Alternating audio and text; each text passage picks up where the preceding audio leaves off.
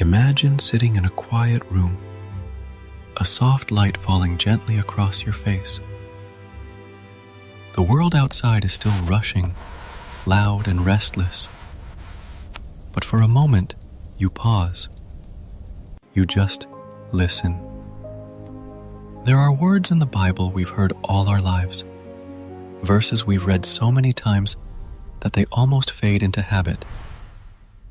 Yet sometimes, when your heart has carried enough loss, enough silence, enough waiting, those same words begin to speak differently.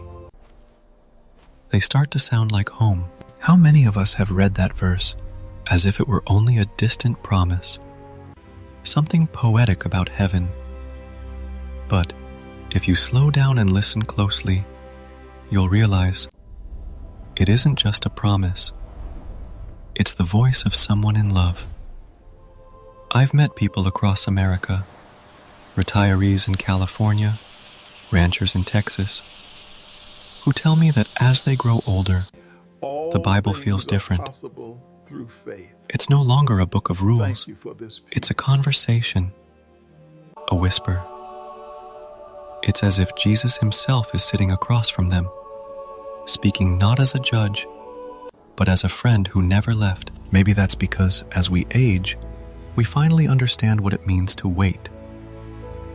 Waiting for someone. Waiting for a promise. Waiting for a day when everything broken will be whole again.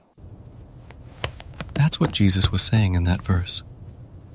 When he said, "I will come again," he wasn't giving a prophecy for scholars to debate. He was speaking like a bridegroom to his bride.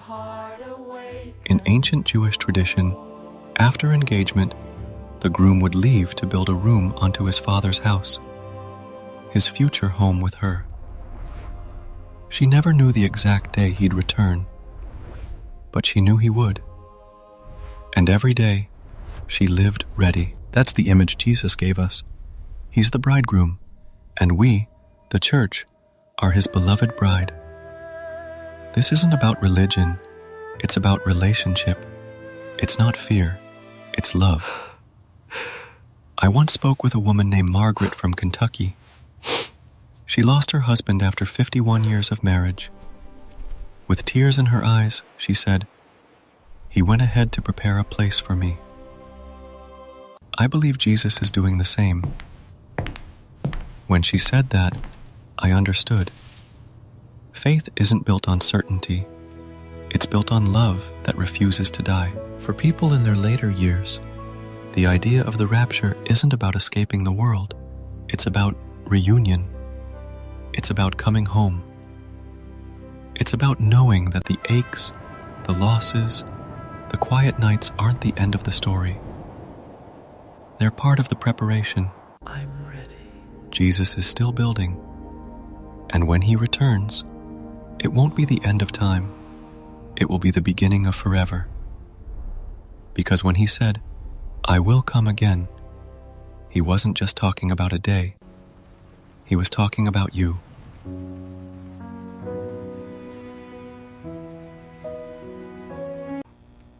Father, I'm so tired, but I'm still holding on. For people in their later years, the idea of the rapture isn't about escaping the world. It's about reunion. It's about coming home. It's about knowing that the aches, the losses, the quiet nights aren't the end of the story. They're part of the preparation. Jesus is still building. And when he returns, it won't be the end of time. It will be the beginning of forever. Because when he said, "I will come again," he wasn't just talking about a day. He was talking about you. Some people treat Scripture like a map, but they forget faith is a relationship. When Jesus said, "Keep watch," he wasn't warning us to be afraid. He was inviting us to stay close. Like the bride in the old Jewish custom, who didn't know the hour her groom would return. Still, she rose early each morning, cleaned the house, kept her lamp burning through the night. Love made her ready. If your heart still turns toward prayer, if you still whisper his name when no one's around, then your faith is alive. Jesus isn't looking for perfection. He's looking for presence, a heart still waiting for him. I once sat beside an elderly woman around a campfire in Arizona. She was 82 and said quietly, "I'm not afraid to die. I'm afraid to live and no longer long for his coming." Everyone fell silent. We all knew what she meant. She wasn't talking about death. She was talking about love that had learned to wait. "I don't count the years anymore," she added. "I count the promises." That kind of faith humbles me, because when you've lost everything the world can give, and yet you still wait for Jesus, that's not weakness. That's strength of the soul. Modern science says people with a strong spiritual life experience less anxiety and depression as they age.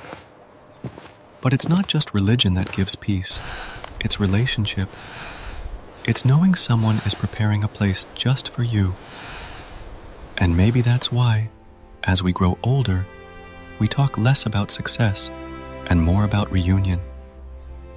We start thinking of the faces we miss, the voices that went quiet, and we feel that strange homesickness for a place we've never been. Maybe that's heaven whispering through the cracks of our earthly hearts, reminding us, "You were made for more than this." I've spoken to people who've had near-death experiences. Almost all of them describe the same thing: a light, a peace, a love beyond words. One woman told me, "I didn't want to come back. Not because I hated life, but because for the first time, I felt completely loved." And I thought, maybe that's just the echo of John 14:3, the faint sound of a promise waiting to be fulfilled. Jesus didn't leave us to forget us. He left to prepare. And one day, when the Father says, "It's ready," there will be no delay. So if you're listening now, and your faith feels small or quiet, don't be ashamed. Even silence can be sacred. Sometimes, waiting in the dark is the holiest thing we can do. Because waiting isn't proof that God has forgotten. It's proof that your heart still believes He will return. Every morning you wake up is one sunrise closer to heaven. Every prayer you whisper adds another brick to the room He's building for you. Faith is not about knowing when He'll come. It's knowing He never left. And that truth alone can make your soul rest easy tonight. Perhaps it's only near the end of life that we truly understand what it means to wait in peace. Waiting isn't weakness. It's a quiet kind of strength, a faith that trusts even when time feels long. Like a mother watching by the window for a child to come home. She doesn't know the hour, but she knows the love. That's how faith works. We don't know the day or the hour of His return, but every sunrise, every whispered prayer, every act of kindness, it's all part of the home He's preparing for us in heaven. Over the years, I've met people who doubted, who grew tired, who even lost their faith for a while.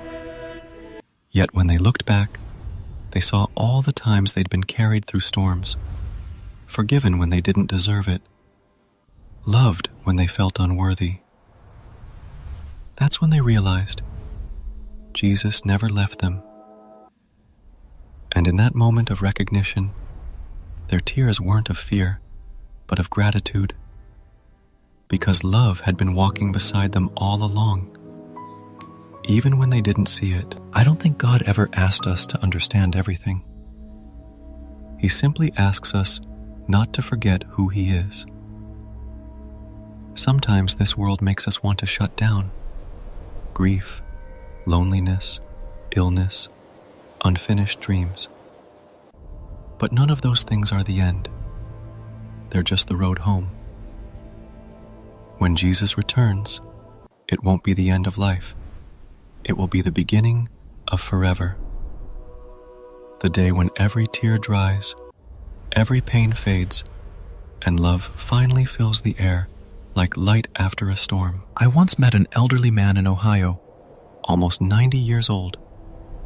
He took my hand and said softly, "I don't know how many days I have left, but I know exactly where I'm going." That simple statement held the weight of a lifetime of faith. Real faith isn't about how long we live. It's about where our eyes are fixed. And if they're fixed on Jesus, then even in the darkest night, you'll still see the light. So wherever you are, whatever your age, let your heart be still for a moment. Hear his promise again, as if for the first time.